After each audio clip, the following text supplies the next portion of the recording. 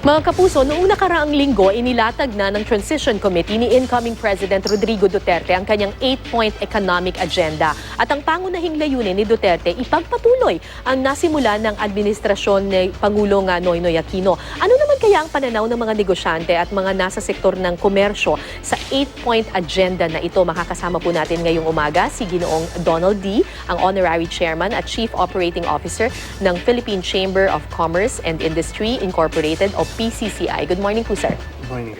Okay, ito pong 8-point economic agenda, what are your thoughts on this?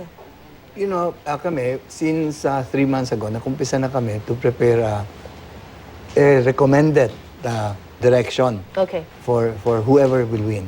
And nung lumabas itong 8-point agenda, kami, we were very pleasantly surprised na may 90% pare-pareho yung sinasabi. Really? Yes. Why were you pleasantly surprised? Kasi nung kampanya, Kasi mukhang nung kampanya, medyo natatakot yung mga Yes. negosyante. Yes. But nakita mo, right after, in fact, linggo pa lang yung Right. nung lumilitaw na sila Secretary Dominguez, is Sunny, we began to feel more comfortable dahil the people being appointed, kilala namin, alam namin na reasonable, alam namin na qualified. And so, nakita mo sa Monday, yung market talaga nag-stabilize na. In fact, umakyat nga. Umakyat, oo. Oo. Yung itong week na to, when the election ended, bullish, di ba? Yung at least the stock exchange tumaas. So, this is a good sign. It is a good sign. And you know, President-elect Duterte is coming in. His administration is coming in at a very, very positive time. We have a very stable macroeconomic Right. regime. We have really yung fiscal space natin napaka-laki ngayon. Madaming pera ang nasa system. Kaya kami, sinasabi namin, timing talaga eh. You have a president now that is more a doer than anything else. Right. So doon kami that's where the positive and favorable reaction. You have a comes from. president who's a doer, tapos you have very stable macroeconomic policies policy, already. yes. Tapos ang ganda ng takbo ng ekonomiya right now. Right, and the fiscal space, and ang ganda kasi you have low interest regime. So, and then, alam mo, napakadaming pera sa system ngayon. Nakikita nyo, ang mga malalaking kumpanya, dahil wala na silang nakitang investment na pwede na lalagyan dito sa ating bansa, nag-i-invest sa abroad. Right. No, we're hoping na mabalik ngayon yun, na ibaliktad ngayon. Dahil kung itong perang ito ay ma-invest sa, sinasabi namin, sa infrastructure, dahil napakasama ng infrastructure natin. Napaka-disappointing ating agriculture performance. I mean, disaster talaga. And and then, yung logistic cost natin, ito naman ang standard ito na aming pinag-uusapan na kung ito gagawin, sabi nga ng World Bank, kung aliba ang gobyerno lang ngayon ay gumastos na yun sa budget, alam nyo, wala pang 70 or around 70% lang of the budget na talaga napalabas Kung naging 90% yan, ang growth rate natin would be way beyond 8%. So gaano ka halaga, gaano ka importante na ipagpatuloy talaga yung nasimula ng nakaraang administrasyon pagdating doon sa policies sa economy? Kasi ngayon pa lang nung sinabi ni Duterte na itutuloy niya yung sinimula ng administrasyon, of course merong mga militante na nagsasabi that they're disappointed with it. But on the business side, how important is it? No, alam nyo, yung sinasabing itutuloy, ang sinasabi niya, gagawin niya hindi nagawa. I mean, there's a big difference yung itutuloy. Ang sinasabi lang natin na ang itutuloy niya, for example, yung CCT. Right. Nakita naman nyo, CCT, 63 billion na nagastos natin doon. Ito pa ang sinasabi niya, i-improve niya. Talagang kailangan tingnan natin dahil bakit ang poverty level natin tumaas pa after spending 63 billion. So, pinag-aaralan niya pa, itutuloy niya. That's a good part. So, yung infrastructure, while centerpiece ng present administration, pero ilan lang ang natin na-implement. Correct. So, dapat i-review natin. Bakit ganon? So, yun ang ibig sabihin, itutuloy and i-implement. And so, that is where, again, kami very positive dahil doer ito hindi yung mag-uusapan tayo na anong policy, nandiyan yung policy regime. Okay. Okay. May sinabi rin siya na yung pagdating sa foreign direct policy, may sinabi siya that he's open to amending the constitution para kumbaga yung pagmamay-ari ng mga foreign investors dito sa Pilipinas ay kumbaga mas maging maluwag para sa kanila. May mga ibang mga sektor na bumabatikos dito. What are your thoughts on this? Alam niyo po, again, yung kailangan natin yung foreign investment mainly because we want them to invest sa ating manufacturing sector. Okay. No? So, para magkaroon tayo ng trickle-down economy, para magkaroon ng trabaho ang ating Inclusive tao. growth. So, then you talk about inclusive growth. So, to me, okay yan. Because mag-i-import sila rito, hindi naman nila basta pwede ilabas yan eh. Hindi ganang stock market yan na ipapasok nila tapos pataasin nila yung presyo ng mga stocks, tapos bigla nila ilalabas. Ito, long-term ito. Direct foreign investment na pinag-uusapan natin. We are really in favor of it and we would like to see the lifting of the limits sa 40% in some sector for foreigners. Of course, some sectors are saying na parang baka magulangan daw yung mga Pilipino dito kasi mas malaki na yung kapangyarihan ng mga dayuhan na magmay-ari ng mga negosyo dito. Alam niyo, yung mga fears na gano'n, fears lang yan. Certainly, meron tayong mga kumpanya rito.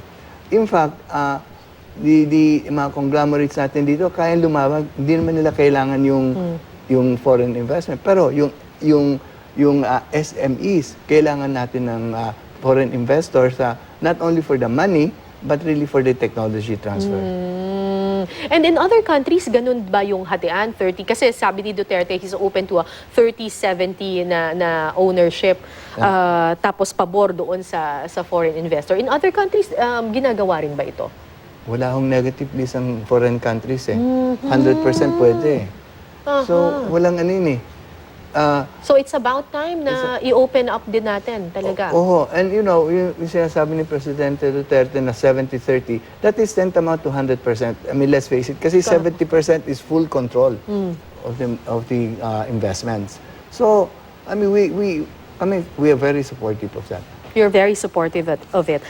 Tapos sabi nyo, pabor din kayo dun sa mga itinatalagang mga miyembro ng gabinete, at least for yung economic side ng gabinete. Specifically, Sonny Dominguez and si Art Tugade. Yes. And so far, I mean, yun ang amin nakikita ngayon. Nandyan na si the agriculture, agriculture secretary designate, si I don't know him well, but he's from Davao, Pinol. Manny Piñol. Yung Piñon.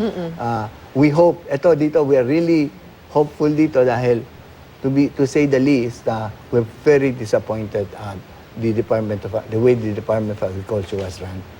Under the Alcala. present. Yes. So you think under Piñol, mas magiging maganda? We hope. Well, he has an advantage actually, because the performance is so bad that, anything he does will be better. So, in that sense, he's lucky. Okay. Dito sa 8-point agenda na inilatag ni incoming President Duterte, ano yung pinaka-optimistic kayo about? Well, yung sinabi niya sa infrastructure, it's very clear. The other one that we are very optimistic about is yung sa cost of doing business, yung simplifying the procedure. Dahil simplifying the procedure. Kung tingnan niyo ang ginagawa niya sa Davao, really, that was the base. When kami sa NCC, National Competitiveness Council, alam mo, yung ginagamit namin madalas yung example ng Davao. Where in 3 days, you get your mayor's permit. And it's time-bound. Right. We are hoping, ito talagang sinasabing ni Presidente gagawin niya nationwide. I don't know kung pwedeng gawin niya. Again, there's a problem of legislation. Pero with his leadership, baka naman yung mga local executives ay sumunod. Kasi when your systems are working and are efficient, mas makaka-attract talaga yan ng foreign investors. Alam mo, one of the things I was very impressed sa sinabi ni Presidente tungkol dito sa telecommunication. Nung in-interview siya in another network. Alam mo, napakasimple ang sagot. Sabi niya, alam mo, hindi ko naintindihan ito. Pero alam ko, importante ito. So, igagawin natin, maghahanap ako ng tao na nakakaintindi dyan at implement natin. Dahil po, itong problema natin sa communications, very slow internet, if it's available, very costly. Totoo yan. Yan dapat maayos yan talaga. And maayos kaagad. Dahil naiiwanan tayo eh. At nakikita naman ni Presidente siguro na sa kanya sarili lang eh. Alam nyo, si Presidente Duterte, nanalo yan dahil sa Social media. Social media. So nakikita mo ang importansya ng social media, ng internet connections. Okay, so right now the business sector is happy with at least yung 8-point economic agenda na inilatag dito nga papasok na administrasyon. Pero yung ibang aspeto naman ng kanyang gabinete o ng kanyang administrasyon, hindi lang naman ekonomiya, social and political. Recently, yun nga, may pronouncement siya. This is very controversial. Yung sabi niya, he's willing to take in the left and handle some key positions in the cabinet. Well, Kayo po, dati po kayong Employers Confederation of the Philippines. Tama po ba? I'm incoming also. Incoming I'm also. coming back Okay. again. Oo. So, isa sa mga in-offer niya is the Department of Labor and Employment. What are your thoughts on this, sir? Honestly, ako, rinarespeto ko ang Pangulo. At nakikita ko naman ang kanyang main objective dito, mabuo ang kanyang Right. unity. Right. So, that I respect. So, although I am very uncomfortable, kasi I don't know how we can relate with the Secretary of Labor that's coming from way left. My experience, and I say my experience because in the Cory administration, she did appoint somebody from the left, and it was a disaster. You know, ang nangyayari kasi nawawala yung balance na or karapatan ng employer na mag-hire, mag-discipline, magbigay ng incentive at talagang protection ang nakita nila, sinasabi protection, although hindi protection sa manggagawa. Ang nangyari tuloy, mga unions naging radical, nagkaroon ng strikes all over the place, and ito maapektuhan ang ating image sa international community, maapektuhan ang ating investments. So, you think it's not a good idea to give the dole to the left? No, I think the important thing is who in the left. Who is that person? No, the fact that they're left is not the issue. Okay. The mindset. So, talaga, I'm sorry, but it is a personality thing na ito. We have to really go directly and look at the person. So at the end of the day, dapat hindi lang kumbaga kung ano yung kanyang ideology, pero dapat tingnan kung meron ba siyang expertise and knowledge Yes. of yung pamamahalaan ng departamento. Well, hindi ako comfortable, pero ito masasabi ko lang na anyway, at the end of the day, tatakbo kami kay Presidente kung may problema kami doon. So, but I hope na hindi kailangan yon. Alright. Meron kayong, sabi nyo kanina sa akin, bago pa man umupo yung bagong presidente, meron na kayong inilatag na giant steps. Ito Yes, yung yes. tawag ninyo na ito yung mga i-offer ninyong agenda or roadmap as Well, far as economy is concerned yes. dun sa bagong administrasyon. Are you still going to give this, given the fact na kayo naman ay happy na with the 8-point economic agenda? Well, kasi, alam mo, the 8 points came out and talaga happy kami. But yung Ito po yun, yung nakikita natin sa TV Yes, screen. Yes. And ang ano lang po namin is mas may mga details namin na recommend na further consideration. So itutuloy namin ito for at least for the President and his economic team to consider. Actually, binigay na namin ito. And it sounds reasonable naman kasi talaga namang good governance, 'di ba? Tapos yung improving people's skills, talagang ito yung talagang mag-attract sa mga foreign investors dito sa ating bansa. Alam niyo po, itong programang ito na rin-recommend namin, really is just saying na i-shift natin itong economic focus natin from a consumption-led economy to an investment-led. Because unless we do that, hindi tayo mag-create ng trabaho at hindi tayo magkakaroon ng trickle-down economy and hindi tayo magkakaroon ng inclusive growth. So you need to make you need to have a strong manufacturing sector and you need to have agro-industrial sector also.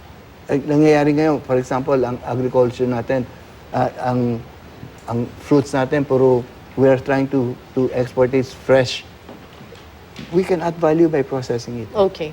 Mm-mm. Okay, siguro as a final question, kasi you're happy with the 8-point economic agenda at maganda yung sulong ngayon ng ating ekonomiya. Ano ang hindi dapat gawin ng kasalukuyang administrasyon or ng papasok na administrasyon pagdating sa ating ekonomiya para magtuloy-tuloy na talaga yung pag-asenso ng ating economy? Ang hindi dapat gawin is, for example, dapat huwag natin ipitin at huwag natin palitan ang mga basic policy natin o kung gusto, ang implementation ng mga policy. Dahil one of the critical situation is magkaroon ka ng stable environment. Right. So, dati-dati kasi tulad sa mining, pinalit-palit yung policy, yung hindi tuloy nakausad yung sektor. So, let's guarantee our investors na yung whatever is the policy now will not be changed. And if it will be amended, it will be done prospectively. Yun ang importanteng message na natin ibigay. Alright. At yun ang dapat gawin nila. Very well said. Maraming salamat po, Ginoong Donald D., ang Honorary Chairman at Chief Operating Officer ng Philippine Chamber of Commerce and Industry o PCCI. Thank you, sir. Salamat po.